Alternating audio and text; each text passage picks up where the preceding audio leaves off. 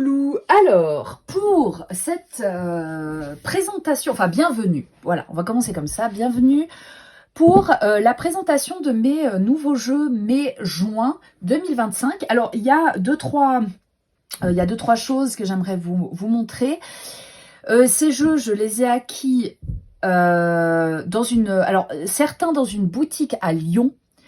J'ai oublié le nom de cette boutique, je sais plus. Il faut que je le mette en barre d'infos. Et puis, donc j'ai trouvé des pépitas dans ce magasin et d'autres jeux sur Amazon. Et il y en a un que j'ai acheté sur Etsy et un autre directement chez le créateur. Donc, vous verrez, il y a un peu de tout. Premièrement, je vais commencer par les tarots. En allant à Lyon, il y a une boutique. Ça m'énerve J'aurais dû regarder avant de commencer la vidéo, mais là, comme je filme avec mon téléphone, je peux plus aller regarder. Ça commence par Chamanica, je sais plus. Et ils vendaient plein de tarots et de jeux de cartes en général, et aussi de la seconde main. Et moi, j'aime beaucoup la seconde main. Donc, j'ai acquis ce jeu, le tarot du voyage lumineux de Jessica Haller, que je n'avais jamais vu. Alors, même si j'aime à la base les jeux sombres, ce jeu-là m'a beaucoup parlé parce que je trouve qu'il a vraiment une personnalité. C'est du dessin, et ça, on le voit. Je vais pas m'appesantir sur les guidebooks, c'est toujours un peu la même chose. Alors, je trouve que le guidebook est pas génial dans le sens où c'est juste un texte. Et vous voyez que, généralement, ce qui fait la différence dans un guidebook, c'est quand même sa structure et l'originalité de ce qu'il va raconter. Alors, j'ai pas tout lu du tout, je crois que j'ai même très peu lu. Mais en gros, vous avez la signification de la carte à l'endroit et à l'envers. Vous voyez, là, vous avez un paragraphe qui commence par en position inversée. La tour signifie que... Et puis, on vous explique un petit peu les couleurs, pourquoi on a choisi ces couleurs. Donc, voilà. Alors, pour ces cartes, vous voyez, ce que j'aime beaucoup, c'est qu'avec l'arrivée de l'été, on est bien. Là, on est vraiment bien. Je vais zoomer, hop, voilà, comme ça, vous pouvez bien voir. Donc, on a vraiment du dessin. Là, on peut voir qu'on n'a pas du tout affaire à de l'IA. On a des cartes qui sont quand même, je vais dire, assez réinterprétées. Vous voyez, j'aime beaucoup ce 3 de coupe avec ces femmes blondes. Voilà. Alors, tous les visages sont les mêmes, j'ai l'impression. Voilà, le 8 de bâton, avec cette idée un peu de rapidité. Ça respecte le Rider-Waite, donc pas du tout de surprise. C'est qu'on n'a pas besoin de tout réapprendre.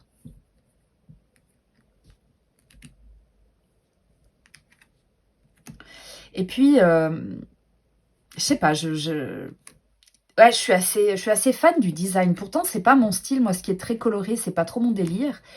Mais là, pour le coup, je dois dire que je n'avais pas de jeu aussi coloré et aussi personnalisé, on va dire. Donc voilà. Voilà pour ce jeu. Donc, c'est le voyage lumineux de Jessica Haller. Ensuite, toujours dans cette boutique, j'ai trouvé le tarot des Égyptiens. Alors, ce tarot, je crois qu'on peut le trouver sur Amazon, mais c'est assez compliqué. Ou alors, on le trouve dans une autre langue. Là, elle avait toute la collection de Veki. Donc, je ne sais pas si vous connaissez cette édition. Ils ont fait pas mal de jeux, pas mal de jeux comme ça. C'est pas de la haute qualité. Honnêtement, c'est pas de la haute qualité, mais ce sont des boîtes très pratiques. Qui ne sont pas aimantées. Donc là, il y a un vieux scotch. Voilà.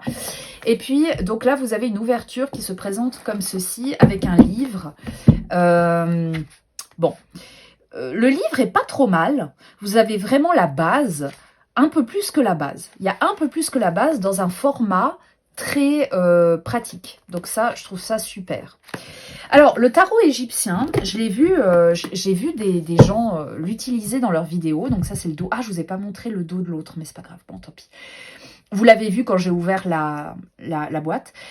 Et je me suis dit, ah ben tiens, il est pas mal. Donc c'est un tarot, comme ceci. Vous voyez que la qualité, elle est vraiment pas ouf. C'est vraiment du carton. Alors du carton ultra basique. Et on a un tarot de type Marseille. Ce qui est très intéressant, c'est que vous avez les significations à l'endroit et à l'envers, mais ces significations ne correspondent pas toujours à l'image que j'ai de ces cartes. Donc, c'est pour ça que j'utilise peu.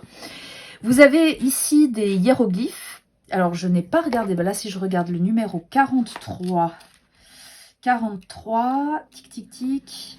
Est-ce qu'on a une explication? Non.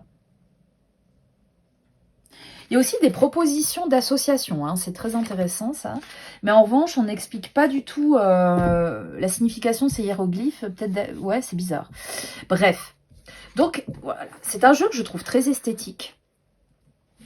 Vous voyez le 5 de coupe, donc 5 de coupe qui représente très souvent le deuil, en tout cas dans le rider. Là, on a testament, héritage, succès, donc c'est plutôt une carte qui a l'air assez positive. À l'inverse, on a famille, rapport, accord. Donc, vous voyez, moi, c'est pas du tout comme ça que je l'interpréterais. Cavalier d'épée, 3 de coupe, voilà. Vous avez quelques cartes qui sont pas... alors, celle-là, la mort, on l'a. La justice, on l'a. Voilà. Le ciel, vous voyez, le ciel, c'est une carte. Donc, c'est le numéro 4. Ça représente... le numéro 4, normalement, représente l'empereur, je crois. Non. Attendez, 3, 4... Oui, c'est ça, c'est l'empereur. Et là, ben, on a le ciel. Malchance, vol, étourdissement, fugacité. Donc, vous voyez, ça correspond pas du tout au tarot auquel on a l'habitude. Voilà. Le démon, au lieu du diable. Alors, normalement, le diable, il me semble que c'est le numéro 15. Là, c'est le 14. Donc, il y a quand même des petits changements hein, par rapport à ce dont on a l'habitude dans le tarot de Marseille ou dans le Rider-Waite. Ça explique peut-être... Ça me perturbe. Vous voyez, moi, ça me perturbe. Parce que si, à la limite, il y avait des images, si les mineurs étaient illustrés, je pourrais faire fi du fait que ce soit un tarot et l'utiliser comme un oracle. Mais là, c'est pas le cas. Vous avez vraiment le 10 de denier. Et pour moi, le 10 de denier, c'est l'épanouissement. Alors là, on a foyer, sécurité, héritage. Bon, ok, pourquoi pas. À l'inverse, jeu de hasard, lettres, dons, occasion. Ça n'a pas l'air trop négatif. Bon, voilà. J'ai pas du tout la même interprétation. Mais je le trouve quand même très, très beau.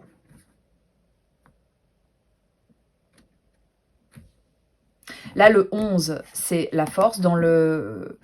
c'est juste, dans le Marseille, le 8, c'est la justice, le 11, c'est la force. Donc, on est plus dans un Marseille hein, qu'autre chose. Mais bon. Voilà. La prudence aussi, ça c'est une carte qu'on n'a pas dans le tarot de Marseille. Enfin, voilà. Donc, très beau jeu. Il y a vraiment une super atmosphère. Moi, j'aime bien ce côté un peu parchemin comme ça. Mais voilà, c'est pas la même interprétation. Donc après, est-ce que vous êtes à l'aise avec l'idée... Oh, qu'est-ce que j'ai fait? Est-ce que vous êtes à l'aise avec le fait d'interpréter les cartes autrement alors qu'il y a la signification sur les cartes? Vous voyez, moi, ça fait un court-circuit dans mon cerveau. Hein. Quand j'interprète les cartes autrement que ce qu'il y a décrit sur la carte, ça me pose un problème. Ensuite, alors, j'ai acquis d'autres jeux dans cette boutique, mais là, je vais laisser pour la fin parce que je vais vous expliquer pourquoi. Celui-là, je l'ai acquis sur Amazon et ça faisait... Je l'avais déjà vu, il me plaisait. Donc, le Essential Tarot de Pablo Monte. Bon. Je l'avais vu une fois, mais je sais plus où. Voilà, bon. Alors, vous avez un petit guidebook. Vous avez un dos de carte qui est comme ceci, donc très joli. Et comme son nom l'indique, Essential Tarot, c'est que c'est un tarot avec la base. Et c'est vrai. Donc, si on regarde, donc la qualité est assez bonne, même si en soi, il commence déjà à se gondoler. Et ça, moi, ça m'énerve. C'est que dans ce tarot, vous avez... il n'y a pas vraiment d'illustration, c'est semi-illustré. Et c'est ça que je trouvais bien au départ. Là où c'est problématique, et à l'occasion, maintenant que j'arrive gentiment aux vacances, je pense que j'aurai le temps de faire ces vidéos, c'est un tarot qui ne me parle pas beaucoup. Alors qu'il m'attirait visuellement, je l'ai vu et je me suis dit, ah celui-là, il faut que je l'achète. Je l'ai vu sur Amazon, je me suis dit, c'est génial. Et au final, quand je l'ai eu entre les mains, bah, il ne s'est pas passé grand-chose. Il ne s'est pas passé grand-chose. Parce qu'on est entre le Marseille, le Rider. Alors, il faudrait que je regarde. Je ne sais pas, en fait, ça dépend tout de la justice et de la force où ils le mettent. Mais on voit qu'il y a quand même parfois une volonté de représenter, vous voyez, par exemple, le fou, de le représenter par une rose. Ça, c'est le symbole qu'on retrouve dans le Rider.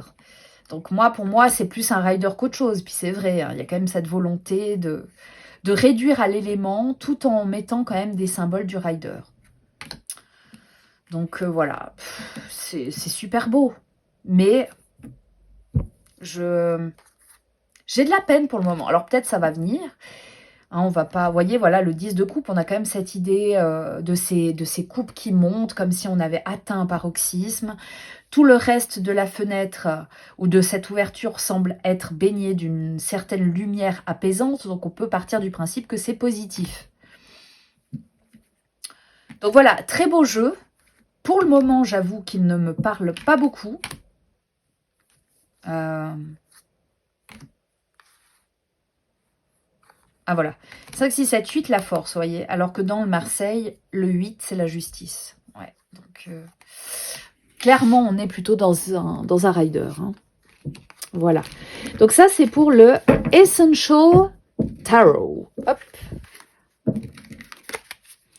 Voilà, alors, si vous l'avez, n'hésitez pas à mettre en commentaire votre expérience de ce tarot, ça m'intéresse. Parce que moi, je suis moyennement... Enfin, je sais pas, j'arrive pas trop à... ouais, bref.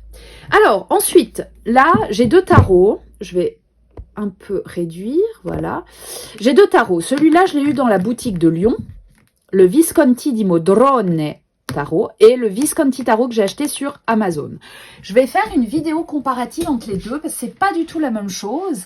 Celui-ci est un Visconti Sforza et celui-ci est un Visconti tout court. Donc en fait, on a 2 jeux qui ont été créés à l'occasion de mariage, mais pas les mêmes mariages. Là, c'est le père, et là, c'est le mariage du père, et là, c'est le mariage de la fille. Alors, je ne sais pas du tout si la femme avec laquelle il s'est marié est la mère de Blanche Visconti, mais bon, bref, je ferai une vidéo comparative là-dessus. Je vais commencer par le Visconti. Les cartes sont dans l'ordre, parce que justement, j'avais envisagé de faire une vidéo, et puis, du coup, je les ai remis dans l'ordre, mais j'ai pas fait la vidéo. Alors là, vous avez un magnifique tarot, déjà le dos. Je vais agrandir, hop. Et le dos est superbe. Il est réversible, donc nickel. Les cartes sont dorées à la feuille d'or. Donc, vous voyez que c'est génial. Ici, vous avez le nom de la carte et non pas son interprétation, ce que je trouve très appréciable.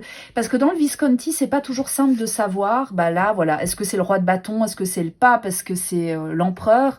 Donc, c'est très pratique d'avoir sur les côtés, je ne sais pas si vous allez voir, le nom de la carte dans plusieurs langues.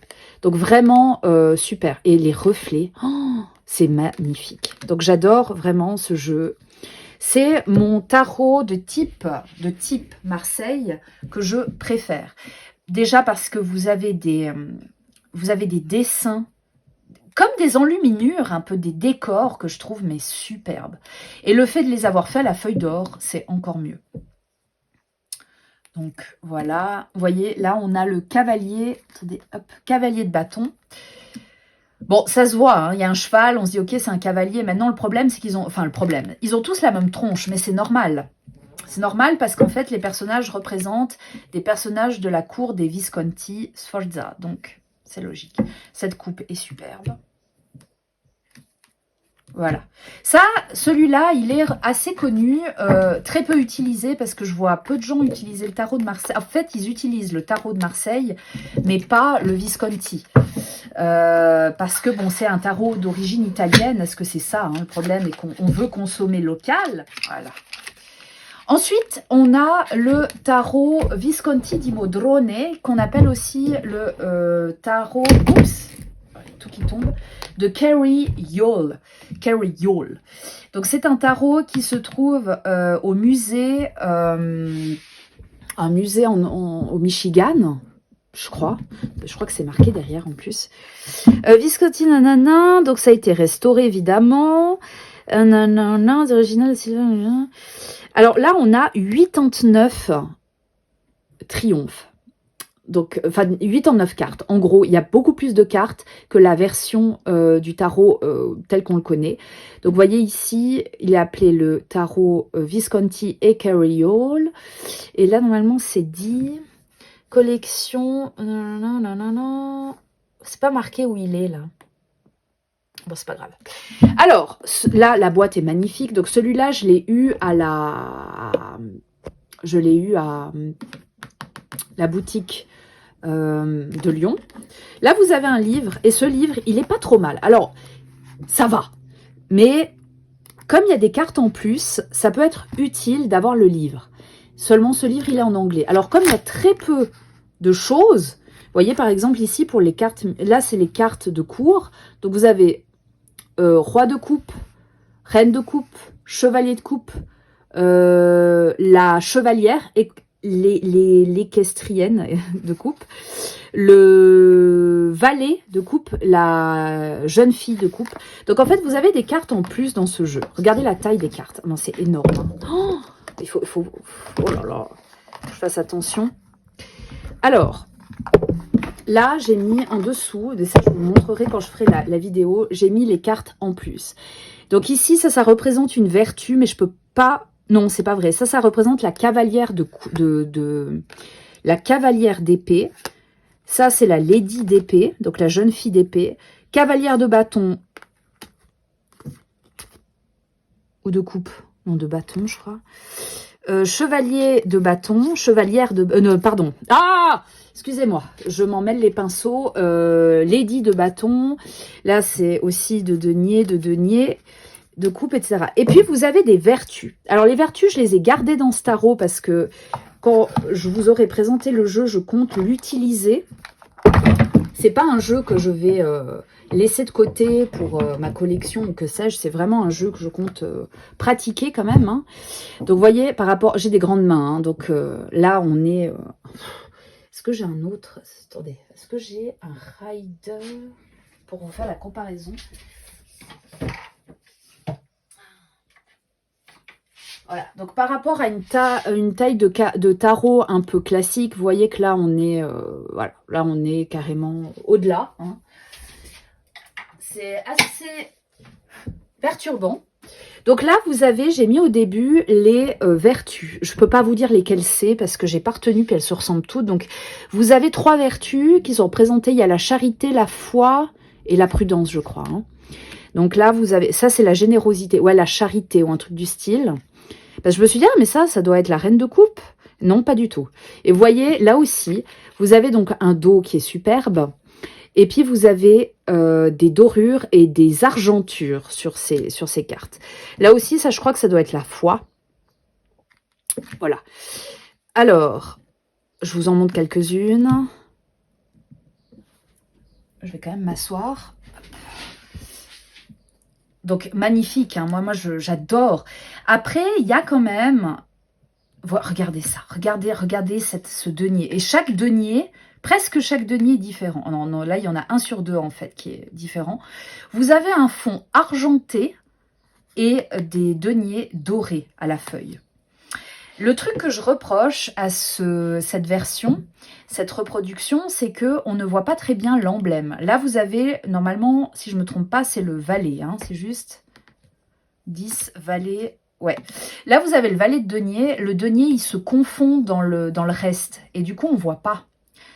Et c'est encore pire avec les coupes, je trouve. Là, donc, les bâtons représentés par des flèches. Magnifique. Voilà, là vous avez le cavalier de bâton. Ben, il faut voir le bâton ici. Hein. Je ne sais pas si vous pouvez voir. Ouais, vous voyez, là le bâton, hop. C'est très, très spécial. Voilà, donc vraiment la coupe. Oh, mais qu'est-ce qu'elle est belle cette coupe. Magnifique, magnifique. J'aime beaucoup. Après, il est vraiment trop grand, donc il y en a beaucoup qui vont vous dire que ça, c'est un tarot de collection, effectivement. Maintenant, il se trouve aussi sur Amazon. Hein. Moi, je l'ai payé 75, je crois. Ça va encore, franchement, ça va. Mais c'est un tarot de luxe. Hein. C'est un tarot de luxe. Maintenant, à vous de voir si vous vous sentez d'utiliser ce genre de jeu. Donc ça, ce sont les tarots, mes nouveaux petits tarots que j'adore. Enfin, pour certains. Ensuite, nous avons les oracles. Toujours dans la boutique. De Lyon. J'ai trouvé ce jeu que je connaissais. Alors, les origines de Lana, c'est la version qui précède l'oracle de Lana. Donc, l'oracle de Lana, c'est celui-ci. Honnêtement, je trouve plus beau l'oracle de Lana que les origines de Lana. Mais les origines de Lana, eh bien, on ne le trouve pas. On ne le trouve pas. Il faudrait écrire à Jean-Patrick de Coninck pour peut-être avoir une version s'il en reste. Donc, je me suis dit, bah, ça n'est pas un mass market, donc autant le prendre. Maintenant, je ne vais pas vous mentir, je ne sais pas du tout si je vais l'utiliser. Parce que je le trouve moins beau que l'oracle de Lana. Mais quand même, il est assez parlant. Donc là, ça reprend vraiment les... il faudrait que je fasse une comparaison, mais ça reprend vraiment les items de l'oracle de Lana. Hein. En plus simple, moins stylisé et dans un autre format. Mais en soi, il reste très simple, assez agréable. Ça, on retrouve, hein, évidemment. Je ne sais pas s'il y a vraiment de changement. Je n'ai pas fait de comparaison. Il faudrait que je fasse ça une fois. L'ange noir. Alors ça, je sais qu'il y est. La pièce.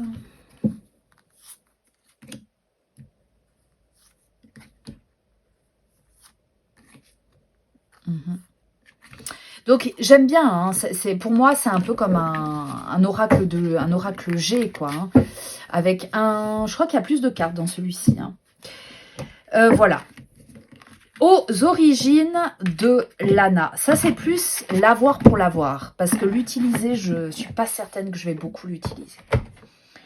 Ensuite, alors il y a ce jeu, alors The Sacred World Oracle, je ne sais pas où je l'ai vu. Je ne m'en souviens absolument plus. Je ne sais pas si je l'ai vu dans une présentation. En tout cas, je l'ai vu une fois. Je me suis dit, ah, il est trop beau, il faut que je voie. J'ai vu que sur Amazon, il l'avait. Je l'ai acheté. Et au final, la qualité n'est pas dingue. Donc, c'est un oracle. Donc là, vous avez un petit guidebook. Comme vous pouvez voir, hein, c'est un livret. Alors, ça peut être utile. Vous avez le numéro, le nom, des mots-clés, une explication. Donc, il y a quand même des choses intéressantes. Je l'ai utilisé, ce petit guidebook. La carte de présentation, le dos, je n'aime pas. Alors, voilà, moi, j'aime les dos simples. J'aime les dos qui font un peu de tapisserie de grand-mère. Donc là, non, hein, j'aime pas du tout. Et puis après, vous avez des images. Alors, j'aime le style. Mais je trouve que la résolution, je vais encore agrandir un peu, voilà. Je trouve que la résolution est mauvaise. Moi, ça, c'est une qualité, quasiment une qualité Temu. Hein, vous savez ce que c'est Temu, Shine, AliExpress ou ce que vous voulez. Je trouve que c'est limite. Donc voilà, vous avez donc des animaux qui sont représentés. Alors, il y a des animaux, puis je crois qu'il y a aussi des éléments. Et ils sont divisés par éléments. Donc la terre, l'air, le feu, l'eau. Donc le lion, ça sera pour la terre. Le hibou, la chouette, ça sera pour l'air. Toujours avec un code couleur. Ici, vous avez le crocodile pour l'eau, avec un fond bleu. Donc voilà. Quand c'est l'eau, c'est bleu. Quand c'est le feu, c'est rouge. Voilà. La chimère. Alors, vous avez aussi des animaux qui sont un peu fantastiques. Pour moi, ça, c'est un oracle sur les animaux, mais qui n'est pas abouti. Parce que là, maintenant, avec tous les oracles sur les animaux qui existent et que l'on a fait 10 fois mieux depuis. Hein. Donc là, honnêtement, je ne suis pas convaincue. Après, il y a quand même un peu, il y a quand même de la réflexion, il y a quand même des choses. Hein. Mais je ne suis pas convaincue. Après, je le trouve beau en soi. L'imagerie est belle, mais la qualité est mauvaise, malheureusement. Donc, je pense que je vais le revendre, celui-là. À mon avis, il y a moyen que je le revende. C'est vrai qu'on voit pas, il y a trop de détails, il y a trop de trucs. Et puis, j'aurais trouvé bien d'avoir une image simple au centre et des décors autour. Là, vous voyez, c'est quasiment une scène. Et la carte n'est pas assez grande pour ça, à mon avis. Hein. ça n'est que mon avis. Donc ça, c'était le Sacred World Oracle. Hop, voilà. Ok, donc ça, c'est bon. Ensuite, les loulous. Là, nous avons des jeux, des oracles de créatrices et de créateurs aussi, que j'ai mis à la fin parce que ce sont des jeux que je trouve géniaux. Alors, le premier que je vais vous présenter, donc là, il m'en reste plus que deux, hein, c'est l'oracle des... Alors, attendez. L'oracle des messages clairs. L'oracle des messages clairs d'Aurélie Millaret. Aurélie Millaret, donc Auriel. Voilà, elle m'a écrit un petit message que je trouve Auriliel. Voilà, donc c'est venu très vite. Je l'ai commandé sur Etsy dans la boutique d'Auriliel. Je pense que c'est ça le nom de sa boutique. Et l'oracle des messages clairs, je l'ai très peu vu, mais sur Etsy, il m'est plusieurs fois passé comme ça rapidement, et je me suis dit, ah mais il est trop bien ce jeu parce que il est simple, d'où le nom, oracle des messages clairs. Et j'aime ce style, pourtant j'aime ce qui est sombre, mais là je me suis dit, on est un peu entre deux, et je n'ai pas de jeu comme ça qui soit à la fois coloré sans être trop coloré, et d'une clarté incroyable. Une clarté incroyable. En plus, voilà, on voit que c'est vraiment fait à la main. C'est hyper beau, quoi. Donc, j'adore. Ça faisait un moment que je l'avais dans mon panier et je ne l'avais jamais acheté. Je me suis dit, non, mais je ne vais pas l'utiliser. Et puis là, avec le printemps qui vient, il y a des fois, on a envie de sortir un petit peu de ce qui est sombre. Et du coup... Allez jeter un œil sur Etsy, il y a parfois des promotions, vraiment il vaut le coup. Il y a 64 cartes en plus, donc c'est un grand oracle. 64 cartes, c'est vraiment pas mal. Et si vous débutez en cartomancie, ce jeu est top. Si vous débutez en cartomancie, ce jeu est vraiment super. Ouais, il a vraiment une identité qui me touche beaucoup.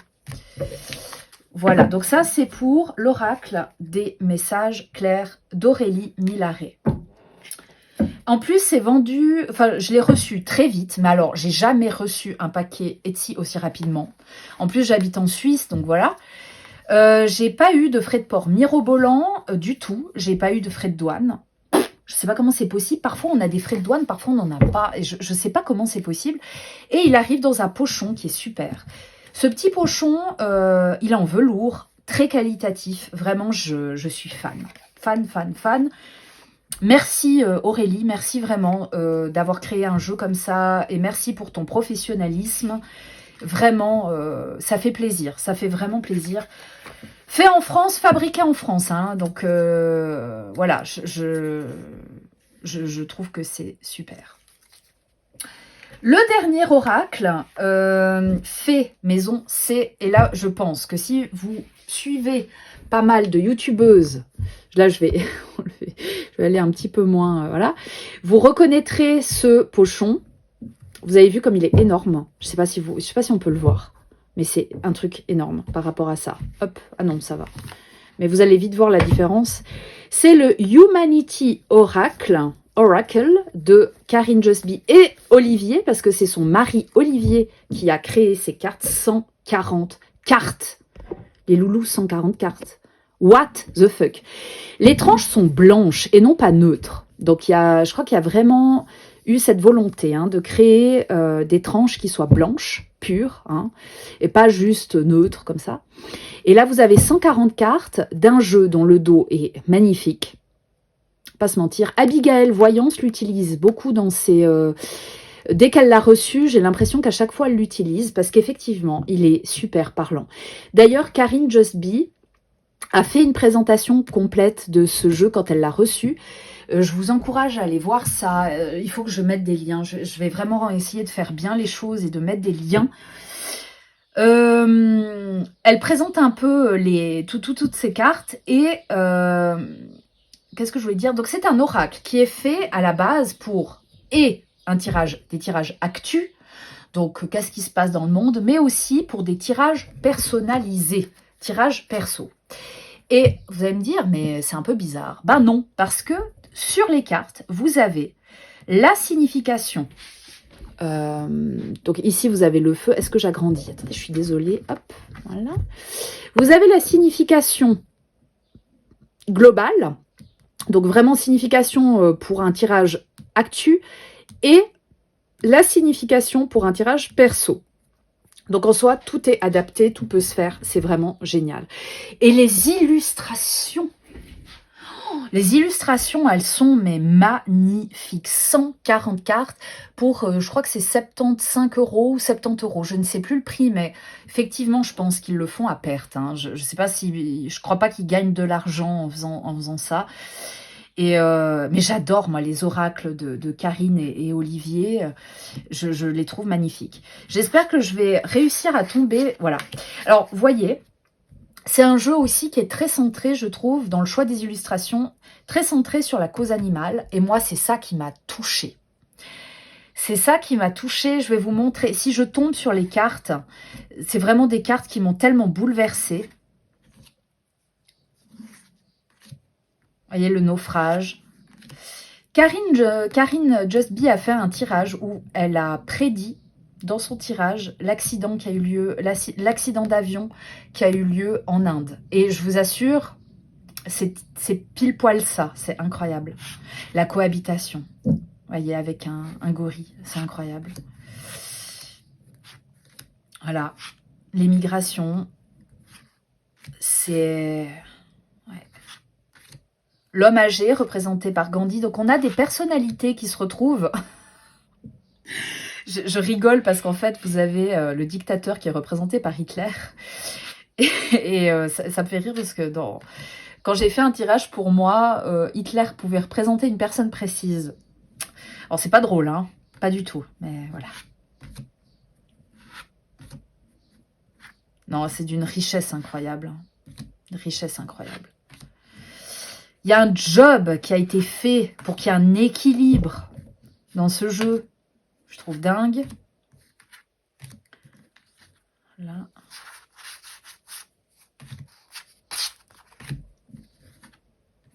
Ouais, regardez ça, l'hommage, rendre hommage. Avec un... Vous voyez, en mémoire des chiens de la guerre. Mais vous voyez, moi j'ai découvert des choses parce que je m'étais jamais trop intéressée à ça. Et là, l'information, elle est venue. Et effectivement, il y a énormément d'animaux qui ont aidé durant la guerre. Et pas que. Même l'histoire de Laïka. Alors, je crois qu'elle n'est pas représentée ici, hein, parce qu'on ne peut pas tout représenter. Je ne la connaissais pas et ça m'a totalement révoltée. Vous avez évidemment les continents. Alors là, dans un tirage perso, ça peut être un petit peu compliqué. Alors après, pour moi, l'Afrique, ça connote l'exotisme. Malheureusement, ça connote aussi la pauvreté. J'essaye de les garder parce que j'aime pas enlever des cartes. Mais regardez ça, la découverte. Oh, regardez comme elle est belle, cette carte. C'est... non mais, incroyable. Ah voilà, le crash. Le courage. Non mais c'est fou, hein. C'est fou. La joie, vous voyez, c'est toujours un peu lié aux animaux. Moi, c'est ça, comme la cause animale, c'est...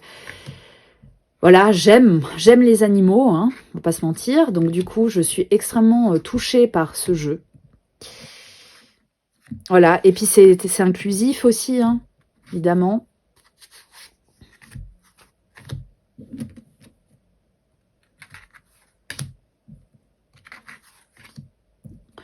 Ouais.